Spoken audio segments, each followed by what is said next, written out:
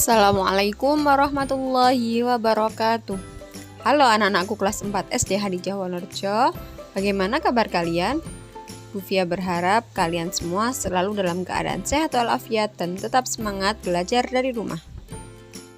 Alhamdulillah, kembali lagi dalam video pembelajaran sejarah kebudayaan Islam.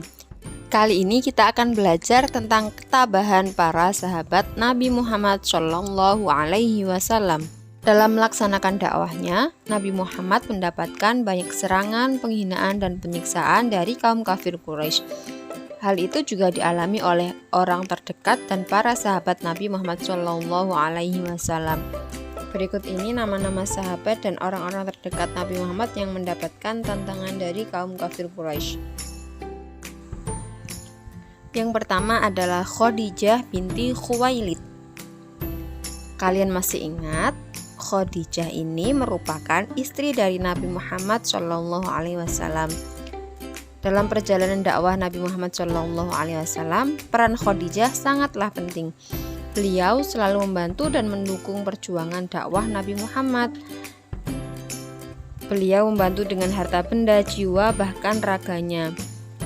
Suatu ketika, kaum kafir Quraisy meminta Khadijah agar mau memujuk Nabi Muhammad SAW, akan tetapi ditolak langsung oleh beliau. Kaum kafir Quraisy pun tak ada henti-hentinya mengolok-olok serta mencaci maki Khadijah dalam berbagai kesempatan. Namun demikian, Khadijah sangat tabah dalam menghadapi tantangan dan ancaman dari kaum kafir Quraisy. Bahkan Khadijah setia menemani Rasulullah dalam berdakwah hingga akhir hayatnya. Kemudian yang kedua adalah Abu Bakar As-Siddiq. Abu Bakar adalah putra Abi Quhafah. Beliau ini termasuk orang terkemuka kaum Quraisy yang pertama masuk Islam. Usianya sebaya dengan Nabi Muhammad SAW. Abu Bakar ini selalu setia mendampingi dan melindungi Nabi Muhammad SAW dari serangan kaum kafir Quraisy. Suatu hari saat Nabi Muhammad SAW beribadah di Ka'bah, beliau didatangi oleh beberapa orang kafir Quraisy. Mereka pun langsung menyerang Nabi Muhammad dan beruntunglah saat itu ada Abu Bakar yang segera membantu Nabi Muhammad SAW. Dan terjadilah perkelahian antar mereka. Akhirnya Abu Bakar berhasil mengusir kaum kafir Quraisy. Abu Bakar ini juga termasuk salah satu sahabat Nabi Muhammad yang paling banyak mengajak orang-orang untuk memeluk agama Islam. Lalu yang ketiga adalah Fatimah Az-Zahra binti Muhammad. Fatimah Az-Zahra ini merupakan putri Nabi Muhammad SAW dari istrinya Khadijah. Fatimah lahir pada tahun kelima masa kenabian. Beliau selalu menyaksikan Nabi Muhammad SAW ketika mendapat tentangan dari kaum kafir Quraisy. Suatu ketika, saat Nabi Muhammad SAW sedang beribadah di Ka'bah, beliau dilempari kotoran oleh kaum kafir Quraisy. Fatimah yang mengetahui hal itu segera membersihkan dan mencucikan baju sang ayah. Di samping itu, Fatimah juga sering mendapatkan tentangan serta caci maki dari kaum kafir Quraisy. Namun, Fatimah tetap tabah dan setia untuk bertahan dengan agama Islam. Selanjutnya yang keempat adalah Ibnu Mas'ud. Ibnu Mas'ud adalah seorang pemberani. Ia berasal dari keluarga yang memiliki kedudukan rendah di Makkah. Ketika ia hendak memeluk Islam, tidak ada satupun keluarganya yang mau melindunginya. Meski demikian, ia termasuk orang pertama yang berani membaca Al-Quran secara lantang dan terang-terangan. Akibatnya, ia mendapatkan siksaan dari kaum kafir Quraisy. Meskipun disiksa dengan sangat kejam, ia tetap teguh dalam memeluk ajaran Islam.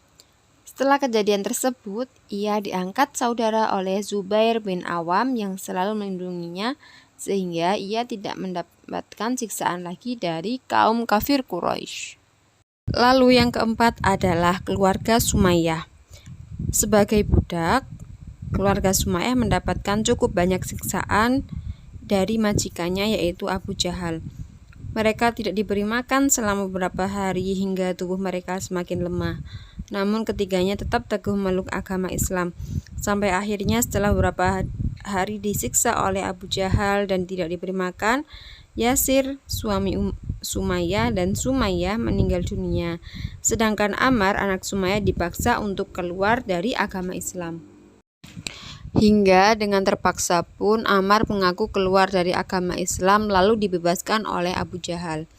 Setelah itu Ammar menemui Rasulullah SAW sambil menangis dan meminta ampun.